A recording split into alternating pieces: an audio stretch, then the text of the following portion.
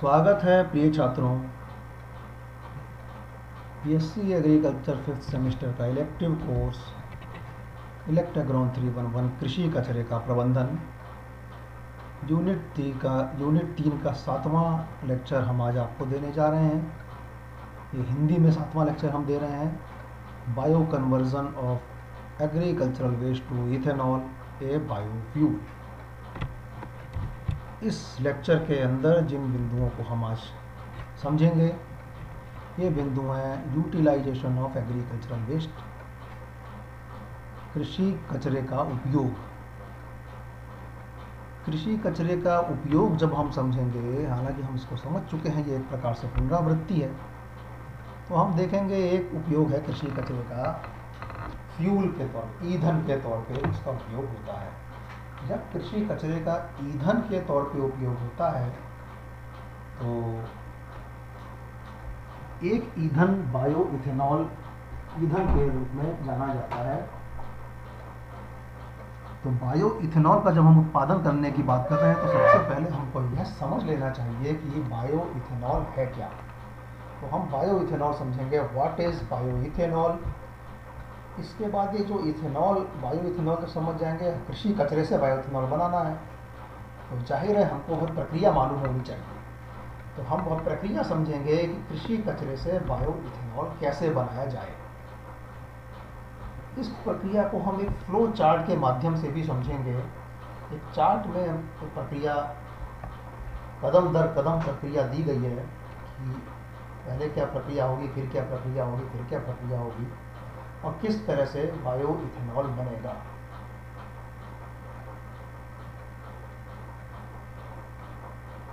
हम यह भी समझेंगे कि जब कृषि कचरे से बायो इथेनॉल बनाना है तो क्या सभी कृषि कचरा बायो इथेनॉल बनाने के लिए उपयोगी है, या इसके लिए हमें ध्यान रखना होगा कि कृषि कचरा किस प्रकार का है तो वो बायो इथेनॉल पे जा सकता है। बिल्कुल ध्यान रखना होगा किस प्रकार का कृषि कचरा बायो इथेनॉल बनाने के लिए उपयुक्त रहता है। बायो इथेनॉल जैसा कि नाम से ही जाहिर होता है, हम बायो कन्वर्जन हमने टाइटल में भी लिखा हुआ है, यानी कि ये कुछ जैविक कारकों के द्वारा ये प्रक्रिया की जाती है। यह जैविक कारक, कृषि कचरा प्रबंधन में जितने भी जैविक कारक हैं सब सूक्ष्म जीव ही हैं। तो वह कौन कौन से सूक्ष्म जीव हैं जो बायो इथेनॉल उत्पादन में काम आते हैं, बायो इथेनॉल का क्या उपयोग है, बायो इथेनॉल का क्या फ़ायदा है, यह भी हम आखिर में यहाँ समझेंगे। तो हम शुरुआत करते हैं कि कृषि कचरे का क्या क्या उपयोग, कैसे कैसे उपयोग किया जा सकता है, क्या क्या उपयोग इसका हो सकता है। यह स्लाइड फिर अपने आप में एक पुनरावृत्ति है। यह पुनरावृत्ति यहाँ पर यह बताने के लिए की गई है कि आपको ये मालूम हो, आपको ये ध्यान आए कि कृषि कचरे का, क्योंकि जब हम पिछले कुछ लेक्चर में बात कर रहे थे कि कृषि कचरे से हम कंपोस्ट बना रहे हैं, हर बार हम कृषि कचरे का ऐसा प्रबंधन करते थे जिससे कि लास्ट में हमको एक जैविक खाद मिल जाती थी। तो ऐसा लगता था जैसे कृषि कचरे से जैविक खाद बनाई जा सकती है, जैविक खाद ही बनाई जा सकती है। जैविक खाद तो बनाई जा सकती है, लेकिन जैविक खाद बनाए जाने के अलावा हमारे पास और भी कई उपयोग हैं कृषि कचरे के। तो जो गलत प्रक्रिया है, जलाना या सड़क किनारे फेंकना, उसके ऊपर हम पहले चर्चा कर चुके हैं। फिर हम सही प्रक्रिया की तरफ आए, जिसमें से पहली और सबसे आसान प्रक्रिया थी ऑन फार्म वेस्ट मैनेजमेंट, यानी कि उस कृषि कचरे को खेत में वहीं का वहीं मिट्टी के में मिला देना, फिर मिट्टी की सिंचाई कर देना, ज़रूरत पड़े तो थोड़ा सा यूरिया भी डाल दी जाती है ताकि कृषि कचरे का खेत में ही वहाँ विघटन हो जाए। वो तो एक सबसे अच्छी प्रक्रिया है। दूसरी प्रक्रिया है, हम इसे कंपोस्ट में बदल सकते हैं। तीसरी प्रक्रिया हमने आपको बताई कि इसको हम वर्मी कंपोस्ट में बदल सकते हैं। चौथी प्रक्रिया, इसके ऊपर भी चर्चा हो चुकी है, बायोगैस के ऊपर भी बायोगैस में बदल सकते हैं। बायोगैस में बदलते हैं तो बायोगैस तो बायोफ्यूल है, लेकिन बायोफ्यूल बनने के बाद भी जो बचता है उसका हम कार्बनिक खाद के तौर पर खेती में इस्तेमाल करते हैं। तो ये तो बात बायोगैस की हो गई। इसके अलावा कृषि कचरे का लेदर इंडस्ट्री में उपयोग है, जो जानवरों से कृषि कचरा आता है उसका मीट में भी उपयोग है। और जानवरों से जो कृषि कचरा, खासकर जो मीट सेक्टर से जो कचरा निकलता है, जैसे कि हड्डियाँ निकलती हैं, कंकाल निकलता है, उसका उपयोग फिर कुछ केमिकल फैक्ट्रीज में है जहाँ पर उससे फास्फोरस और कैल्शियम निकाल लिया जाता है। फिर ये फास्फोरस और कैल्शियम दवाई की कंपनियों के लिए रॉ मटेरियल होता है, उससे कुछ दवाइयाँ वो बनाते हैं। जो हमारे पास कृषि कचरा जिसमें सेलुलोज हेमी सेलुलोज जाता है वो पेपर बनाने के काम में भी इस्तेमाल होता है।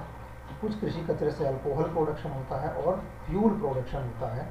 तो फ्यूल के यहाँ पर एक कैटेगरी तो बायोगैस हो गई, दूसरी कैटेगरी जो फ्यूल है वो इथेनॉल की बात हम कर रहे हैं। तो ये इथेनॉल जो प्रोडक्शन है उस जो कृषि कचरे से होगा उस प्रक्रिया को आज हम समझेंगे, उसको बोलते वो फ्यूल है। इथेनॉल क्या है? फ्यूल है। कृषि कचरे से जैविक प्रक्रिया द्वारा बना है, इसलिए हम बना रहे हैं बायोफ्यूल है, यानी कि जैव ईंधन। तो इथेनॉल क्या है, बायो इथेनॉल क्या है? इथेनॉल एक ईंधन है। इथेनॉल का नाम इथाइल अल्कोहल भी है, तो इसको बोलते हैं इथाइल अल्कोहल। ये जो ईंधन है इथाइल अल्कोहल या इथेनॉल, ये अत्यधिक ज्वलनशील है, रंगहीन तरल है। कोई इसका रंग नहीं होता है, तरल पदार्थ है, अत्यधिक ज्वलनशील है। तो ये ज्वलनशील है तो इसीलिए ईंधन के तौर पे इस्तेमाल होता है। अब बात यह है इथेनॉल और बायो इथेनॉल। बायो इथेनॉल और इथेनॉल दोनों एक ही चीज़ है। ये वही इथेनॉल है जो अल्कोहलिक बेवरेज में भी इस्तेमाल होता है।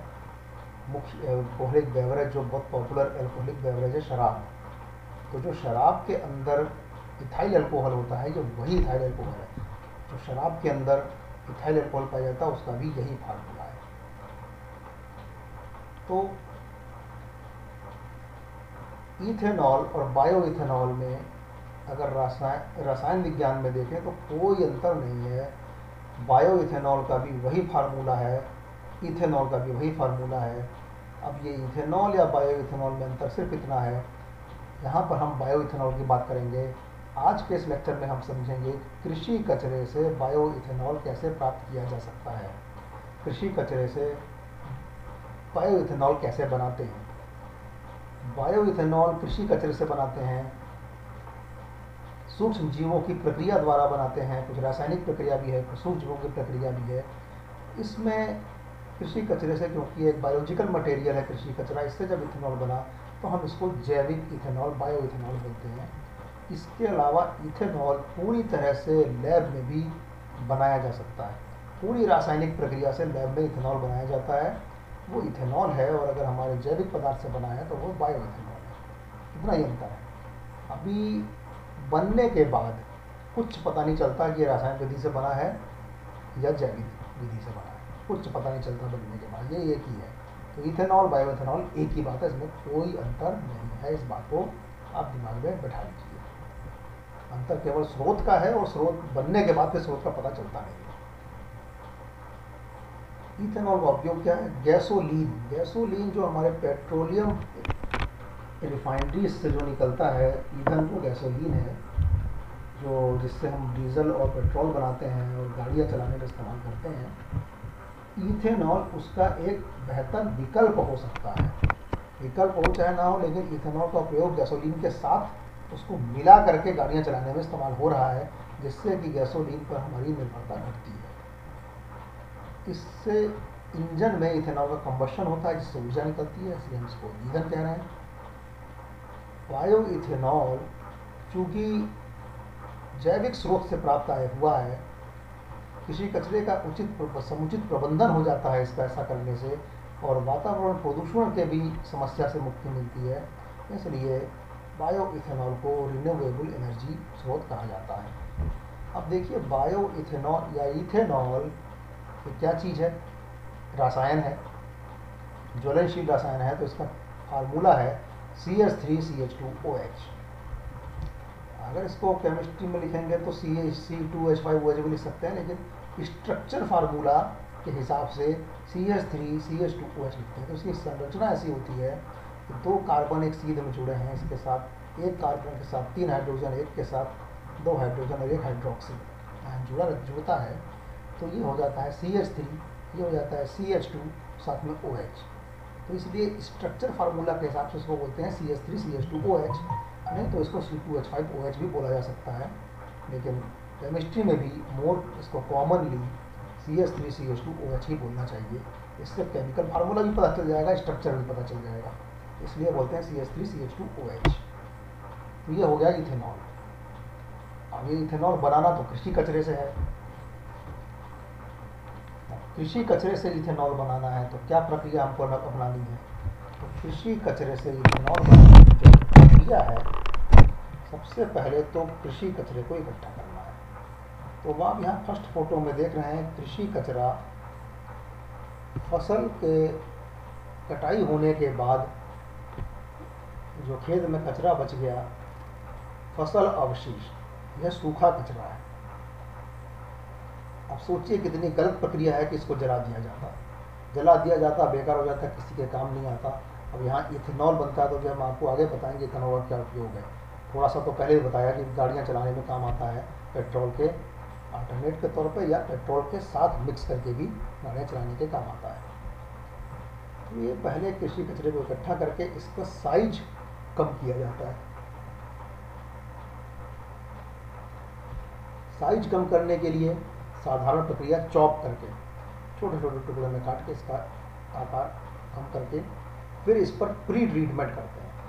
प्री ट्रीटमेंट करने से क्या होता है कि प्री ट्रीटमेंट करके हम एसिड हाइड्रोलिसिस करते हैं। एसिड हाइड्रोलिसिस करने से सॉलिड एंड लिक्विड सेपरेशन अलग कर लेंगे। इससे हमको एसिड हाइड्रोलिसिस से मोनोसैकेराइड मिलता है, क्योंकि ये जो हमारा कृषि कचरा है यह है लिग्नोसेल्यूलोज। इसके अंदर लिग्निन और सेल्यूलोज है। लिग्निन और सेल्यूलोज दोनों ही पॉलीसैकेराइड लेवल का कार्बोहाइड्रेट है। पॉलीसैकेराइड लेवल का कार्बोहाइड्रेट जब तक मोनोसैकेराइड ग्लूकोज में नहीं बदलेगा तब तक हम इथेनॉल नहीं बना पाएंगे। तो सबसे ज़रूरी प्रक्रिया यह है कि कृषि कचरे को हाइड्रोलिसिस करके हमें ग्लूकोज प्राप्त करना है। लेकिन जब हम कृषि कचरे का मोनोसैकेराइड प्राप्त करना है, जब हम कृषि कचरे का हाइड्रोलिसिस करते हैं, एसिड हाइड्रोलिसिस और वाटर हाइड्रोलिसिस दो तरह से करते हैं, इस हाइड्रोलिसिस में ग्लूकोज तो बनता ही है जो कि 6 कार्बन का मोनोसैकेराइड कार्बोहाइड्रेट है। 5 कार्बन का मोनोसैकेराइड कार्बोहाइड्रेट भी इस प्रक्रिया में बनता है, जिसको बोलते हैं पेंटोज। तो अब पेंटोज का फर्मेंटेशन भी होगा और ग्लूकोज का भी फर्मेंटेशन भी होगा। दोनों ही प्रकार के शुगर का फर्मेंटेशन होकर के इथेनॉल बनेगा। तो यहाँ पर ये बात एकदम स्पष्ट समझ लीजिए कि इथेनॉल बनाने के लिए जो हमको चाहिए ग्लूकोज या शुगर। तो अगर कृषि कचरे का फर्मेंटेशन, देखिए बायोगैस में भी फर्मेंटेशन ही हो रहा था, वहाँ पर कृषि कचरा प्रोटीन भी उसमें है, फैट भी है, सब कुछ है। फर्मेंटेशन वहाँ पर जब होता है तो यहाँ पे उसमें क्या होता है, जो सेल्यूलोज है उससे एसिटिक एसिड बन जाता है, एसिटिक एसिड से एसीटेट बन जाता है, एसीटेट से फिर मीथेन बन जाता है। अगर हमने यहाँ हाइड्रोलिसिस किया कृषि कचरे का और हम ग्लूकोज नहीं बना पाए, ग्लूकोज या पेंटोज नहीं बना पाए, तो एसीटेट बन जाएगा। फिर फर्मेंटेशन में वो जाएगा तो फिर मीथेन बन जाएगा। तो हमें बनाना है ग्लूकोज। इथेनॉल बनाने के लिए ये बिल्कुल तय बात है कि सेल्यूलोज से ग्लूकोज बनना चाहिए, ग्लूकोज के फर्मेंटेशन से इथेनॉल बनेगा। एसिटिक एसिड से या एसीटेट के फर्मेंटेशन से फिर इथेनॉल नहीं बनेगा। तो इसकी हाइड्रोलिसिस की जाती है। इसकी एसिड हाइड्रोलिसिस HNO3 द्वारा की जाती है। कुछ एंजाइमेटिक हाइड्रोलिसिस भी होती है, क्योंकि यहाँ बैक्टीरिया काम करते हैं। उससे हमको मिलता है पेंटोज एंड ग्लूकोज। पेंटोज का फर्मेंटेशन होकर के हमको इथेनॉल मिलता है, ग्लूकोज का फर्मेंटेशन होकर इथेनॉल मिलता है। तो जो हमें लिक्विड मिलता है ना, इसके अंदर इथेनॉल प्लस एसिड रहता है। तो इथेनॉल उसमें से अलग करना है तो ऊपर वो डिस्टिलेशन प्रोसेस द्वारा होता है। तो यानी कि ये प्रक्रिया पूरी होने के बाद जो लिक्विड मिला उसका डिस्टिलेशन करके इथेनॉल अलग करते हैं। ये प्रक्रिया मोटे तौर पर, इसको हम इस चार्ट में भी समझ लेते हैं। एक चार्ट इसके बाद हम और समझाएंगे आपको। ये हम सब इसलिए बता रहे हैं कि आपको इसकी केमिस्ट्री समझ में आनी चाहिए। जो कृषि कचरा हमारे पास है उसमें है लिग्नोसेल्यूलोज। और उसमें है सेल्यूलोज। लिग्नो सेल्यूलोज को केमिकल पल्पिंग करके लिग्निन फ्यूल्स द्वारा इससे केमिकल पल्पिंग करते हैं, लिग्निन फ्यूल्स अलग हो जाता है और जो सेल्यूलोज मटेरियल है वो शॉर्टर चेन सेल्यूलोज में कन्वर्ट हो जाता है। कृषि कचरे में जो सेल्यूलोज है उसकी एसिड हाइड्रोलिसिस करते हैं HNO3 के द्वारा। इस सेल्यूलोज से ग्लूकोज बनता है। थोड़ा तो इस सेल्यूलोज से सीधे ही ग्लूकोज बन जाता है, लेकिन सेल्यूलोज से सीधे ग्लूकोज नहीं बनता है। वो पूरी प्रक्रिया, सेल्यूलोज पॉलीसेक्राइड है, बीच में डाइसेक्राइड आता है, फिर मोनोसेक्राइड, तो सबसे लोअर लेवल का कार्बोहाइड्रेट है। तो जब पॉलीसेक्राइड से मोनोसेक्राइड बनाएंगे तो जाहिर है बीच में डाइसेक्राइड भी तो बनेगा। तो कुछ सेल्यूलोज तो सीधे ग्लूकोज बन जाता है और वो ग्लूकोज सीधे फिर फर्मेंटेशन करके इथेनॉल में बनाते हैं।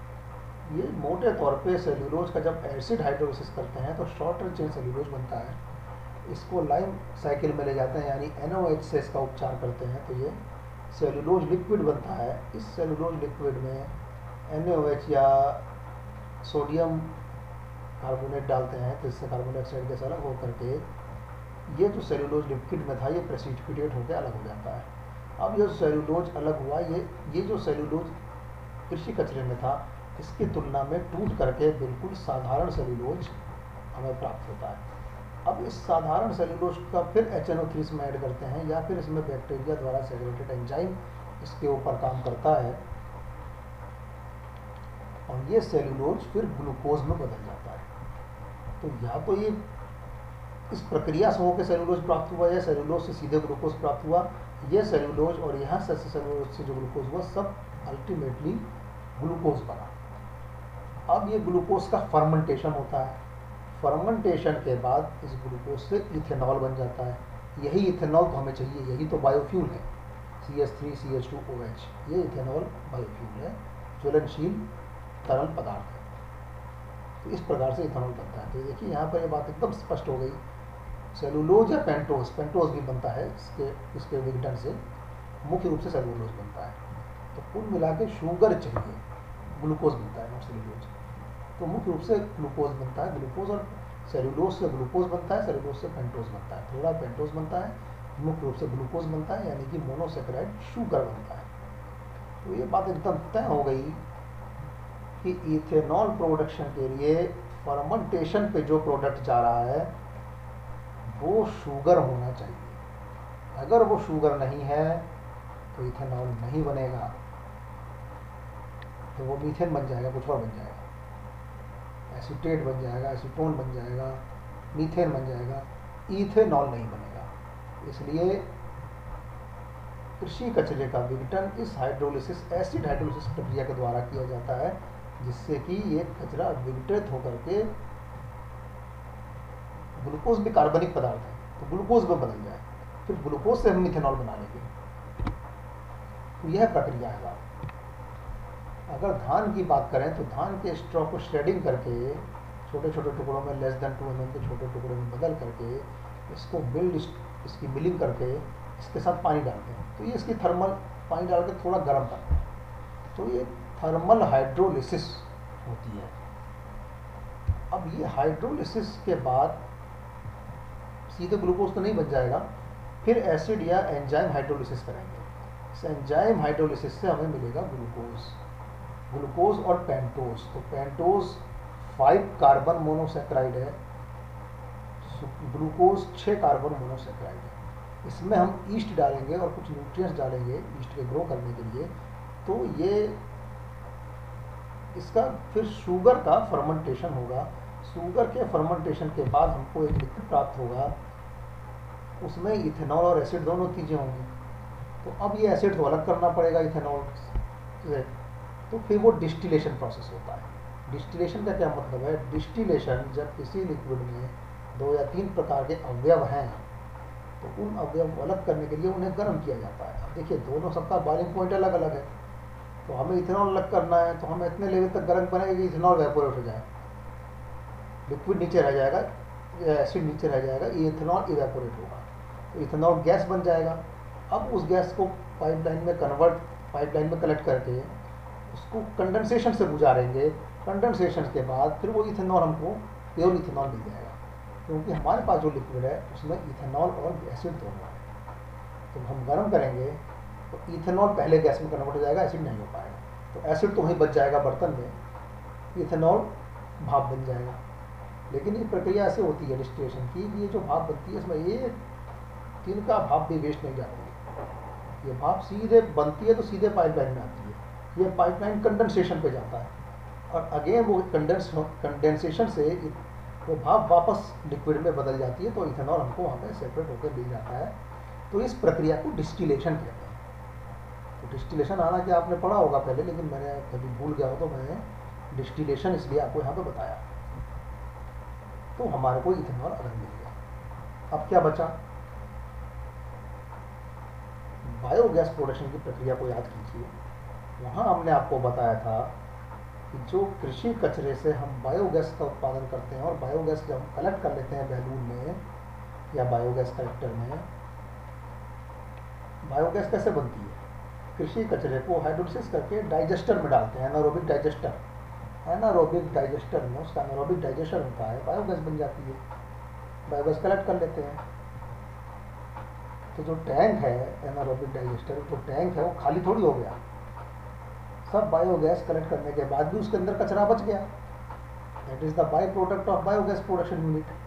तो हमने वहाँ पे आपको बताया था कि दैट इज़ बाई डाइजेस्टेड बायोस्लरी, उसको हम अलग करते हैं। उसके अंदर लिक्विड और गैस दोनों, लिक्विड और सॉलिड दोनों पार्ट है। तो लिक्विड पार्ट और सॉलिड पार्ट अलग करते हैं। वहाँ पे हमने आपको दो प्रक्रिया बताई थी, एक और है इवेपोरेशन। इवेपोरेशन प्रक्रिया ऐसी है कि उसमें बायोगैस में इसलिए नहीं की जाती है क्योंकि इवेपोरेशन का मतलब हुआ कि आप उसको किसी कहीं पॉन्ड में छोड़ दीजिए और वेट करिए पानी इवेपोरेट होने का, खाली पानी सूख जाएगा, सॉलिड बचेगा। तो पानी सुखा करके सॉलिड बचाना धूप में कितना दिन लगेगा, तो वो प्रक्रिया नहीं इस्तेमाल की जाती है। और दो प्रक्रिया हमने आपको बताई थी, एक बेल्ट प्रेस मेथड, एक स्क्रू प्रेस मेथड। कुल मिला के जो हमारे को वेस्ट मिला है उसको प्रेस करना है। प्रेस करेंगे तो सॉलिड वहाँ बच जाएगा, पानी इसका निचोड़ कर निकालेंगे। निचोड़ना है, जैसे कि पानी निचोड़ के निकालना है, तो प्रेस करने का मतलब है निचोड़ना। तो या तो बेल्ट के ऊपर प्रेस करेंगे या फिर उसको स्क्रू से घुमा करके प्रेस करेंगे। तो एक को बोलते हैं बेल्ट प्रेस मेथड, एक को बोलते हैं स्क्रू प्रेस मेथड। यहाँ लिखा है belt press. Belt press method से लिक्विड अलग हो जाएगा, सॉलिड अलग हो जाएगा। तो देखिए, तो जैसा बायोगैस में हमने आपको बताया था वही यहाँ पर भी होता है। ये जो डिस्टिलेशन के बाद लिक्विड, जो लिक्विड हमको मिलता है डिस्टिलेशन करके इथेनॉल निकाल लेते हैं, बाकी वहाँ क्या बच गया, कुछ सॉलिड पार्ट कुछ लिक्विड पार्ट बच गया। और बेल्ट प्रेस से हमने सॉलिड पार्ट अलग किया और इस सॉलिड पार्ट को बॉयलर में इस्तेमाल करके इससे फिर ऊर्जा पैदा कर लेते हैं, इलेक्ट्रिसिटी और हीट का निर्माण होता है। और ये बायो इथेनॉल, ये तो हमारे लिए ईंधन के तौर पे, पेट्रोल के तौर पे इस्तेमाल करना है। तो इस प्रकार से जो भी देखिए हम प्रक्रिया करेंगे ना, बायोगैस निर्माण कर रहे हैं या इथेनॉल निर्माण कर रहे हैं, अपने काम की चीज़ बनने के बाद भी कुछ वहाँ बच जाता है वेस्ट, वो सभी में होता है। कंपोस्ट में नहीं होता है, वो सारा कंपोस्ट में कन्वर्ट हो गया, वर्मी कंपोस्ट में सारा कृषि कचरा वर्मी कंपोस्ट में कन्वर्ट हो गया। लेकिन वहाँ हमें कंपोस्ट या वर्मी कंपोस्ट के अलावा तो कुछ और मिलता नहीं है। बायोगैस प्रोडक्शन एक ऐसी प्रक्रिया है जिसमें हमको बायोगैस मिलती है, लेकिन वहाँ भी कचरा बचता है। इथेनॉल जो हम बायोफ्यूल बना रहे हैं इसमें भी कचरा बचता है, लेकिन उसका भी इस्तेमाल है। बायोलॉजिकल सिस्टम का यही एक खूबी है कि यहाँ पे कुछ वेस्ट नहीं है, बस आपको प्रबंधन आना चाहिए, इस्तेमाल आप हर चीज़ का कर सकते हैं। तो कौन कौन सा कृषि कचरा इथेनॉल निर्माण के लिए उपयुक्त है, ये समझ।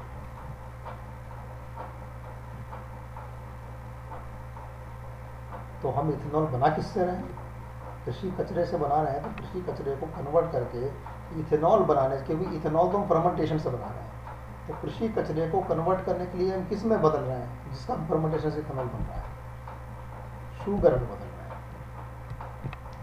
इसको हम शुगर में बदल रहे हैं। तो ये देखिए 5 कार्बन और 6 कार्बन शुगर में बनते हैं। यानी कि यहाँ पर यह बात एकदम तय हो गई कि जिस कृषि कचरे के अंदर कार्बोहाइड्रेट बहुतायत में है, वो कृषि कचरा इथेनॉल बनाने के लिए उपयोगी है। अभी हम दो चीज़ों की बात कर लेते हैं, शुगर केन की। शुगर केन के अंदर तो होता ही शुगर है, इसलिए उसका नाम शुगर केन है। तो शुगर केन इंडस्ट्रीज़ में जब शुगर केन को वो क्रश करते हैं चीनी बनाने के लिए, तो शुगर केन उद्योग में मुख्य रूप से चीनी बनती है। बाई प्रोडक्ट मोलासिस बागास भी बनता है और जूस का भी कुछ बाई प्रोडक्ट निकल के आता है, इससे फिर इथेनॉल बना सकते हैं। तो ये मोलासिस बाई बगास जो बाई प्रोडक्ट है शुगर इंडस्ट्री का, आपको ध्यान होगा इथेनॉल चीनी मिल का एक बाई प्रोडक्ट सहायक उत्पाद है। तो इसको हम बाई प्रोडक्ट नहीं कहेंगे, इसको हम सेकेंडरी प्रोडक्ट कहेंगे, क्योंकि इथेनॉल बहुत काम की चीज़ है। और ज़्यादातर इथेनॉल का कलेक्शन, इवन सरकार भी जो इथेनॉल का कलेक्शन करती है वो चीनी मिलों से करती है, तो पेट्रोलियम इंडस्ट्री को दिया जाता है अपने पेट्रोल में मिलाने के लिए। तो इसमें शुगर केन के अंदर, तो sugar cane waste is very good for ethanol production. दूसरा, जो भी कृषि कचरा जिसके अंदर सेल्यूलोज और लिग्निन ज़्यादा है, कार्बोहाइड्रेट ज़्यादा है, जैसे कि धान, गेहूँ, मक्का, बाजरा, ज्वार, इसका कृषि कचरा इथेनॉल निर्माण के लिए एकदम उपयुक्त है। इसमें कुछ बैक्टीरिया होते हैं, कुछ फंजाई होते हैं, कुछ ईस्ट होते हैं। तो ये बैक्टीरिया क्लोस्ट्रीडियम, थर्मोसेलम, जाइमोमोनास और ई कोलाई, ये बैक्टीरिया फर्मेंटेशन करके शुगर को इथेनॉल में बदलते हैं। मोनिला और एस्परजिलस ट्राइकोडर्मा नाम का फंजाई भी शुगर को इथेनॉल में बदलते हैं। और ईस्ट सेक्रोमाइसीज, ये जो ईस्ट है ये भी इसको कृषि कचरे को या शुगर को इथेनॉल में फर्मेंटेशन प्रक्रिया द्वारा बदलते हैं। तो ये इथेनॉल का उपयोग है, ये वातावरण में कार्बन डाइऑक्साइड की बैलेंसिंग करता है। मतलब जितना कार्बन डाइऑक्साइड जो कृषि कचरा उत्पादित हुआ है उसने जितना कार्बन डाइऑक्साइड पहले ही वातावरण से ले लिया है, इथेनॉल बनाने के बाद जब इसका कन्वर्शन होगा तो उतना ही कार्बन डाइऑक्साइड निकलता है, तो कार्बन की बैलेंसिंग हो जाती है। इथेनॉल जलाने से जो इमिशन होता है, जो धुआं निकलता है, वो वातावरण के लिए कम हानिकारक है गैसोलीन की तुलना में। तो इसके जलाने से जो धुआं निकलता है, ये एक प्रकार से हम इसको बोलते हैं क्लीन कंबशन। तो इससे कम हानिकारक धुआं निकलता है जो वातावरण के लिए ज़्यादा घातक नहीं है। पेट्रोल के अंदर इथेनॉल का मिलाया जाना बहुत ज़रूरी है। तो पेट्रोल, इससे इंजन की लाइफ भी बढ़ती है और पेट्रोल के ऊपर हमारी निर्भरता भी घटती है, क्योंकि पेट्रोल बहुत ही महंगा उत्पाद है, पेट्रोल धीरे धीरे कम भी हो रहा है। तो अभी आजकल जो गाड़ियां भी आ रही हैं, उस गाड़ियों में भी, गाड़ियों की कंपनी भी ऐसी गाड़ियां, ऐसे इंजन बना रहे हैं जो इथेनॉल ब्लेंडेड पेट्रोल के साथ बहुत अच्छा काम करते हैं, जिससे कि इंजन की लाइफ बढ़ती है। तो पहले गवर्नमेंट का रूल था 10% तक इथेनॉल मिलाने का, अभी 25% तक कर दिया है। यानी कुछ ऐसे भी गाड़ियां आ गई हैं जो पूरी तरह से इथेनॉल पे चल सकती हैं। 60%, 50%, 40% तक भी इथेनॉल में मिला दिया जाए पेट्रोल में, तो आपकी गाड़ी कोई फर्क नहीं पड़ेगा। तो इथेनॉल, क्योंकि मैंने आपको बताया ना, ये अत्यधिक ज्वलनशील है, पेट्रोल भी तो ज्वलनशील है, इथेनॉल भी ज्वलनशील है।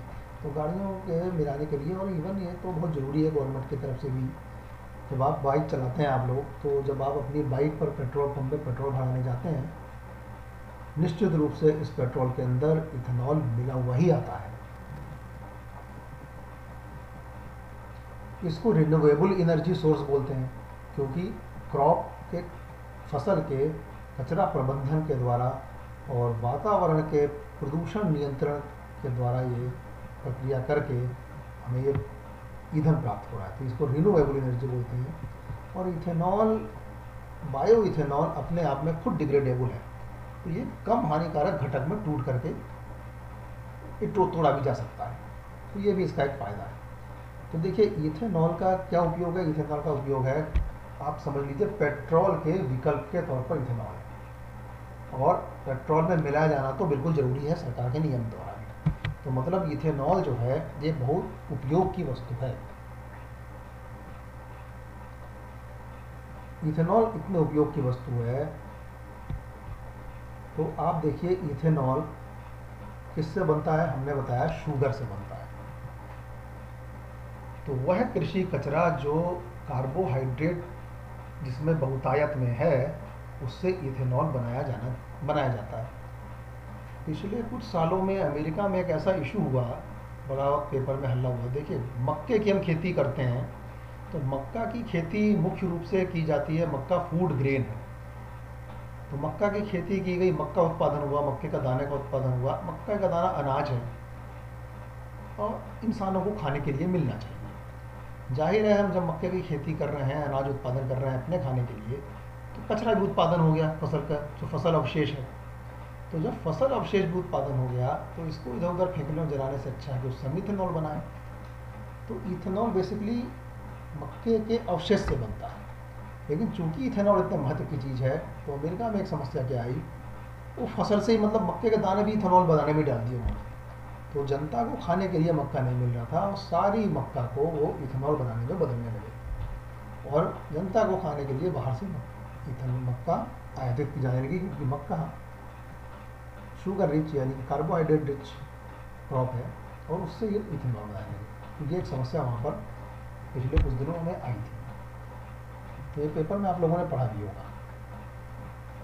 एक और पेपर में आपने समस्या पढ़ी होगी, गेहूं की खेती भारत में बड़े पैमाने पर होती है। आपको मालूम है गेहूं की कटाई कब होती है? मार्च अप्रैल में गेहूं की कटाई होती है। उसके बाद अप्रैल मई में गेहूं किसान लोग काट के लगभग बेच भी देते हैं। गेहूं की सरकारी खरीद बड़े पैमाने पे होती है। सभी राज्यों में बड़े पैमाने पे सरकारी तंत्र द्वारा गेहूं खरीदा जाता है। सरकारी तंत्र के अलावा भी ठीक है, बिस्कुट कंपनीज भी गेहूं खरीदती हैं, और कुछ अलग व्यापारी भी गेहूं खरीदते हैं। जैसे ब्रिटानिया बिस्कुट कंपनी है, वो तो पूरा कॉन्ट्रैक्ट फार्मिंग करती हैं किसानों के साथ गेहूं की, और वो गेहूं किसानों से खरीदते हैं।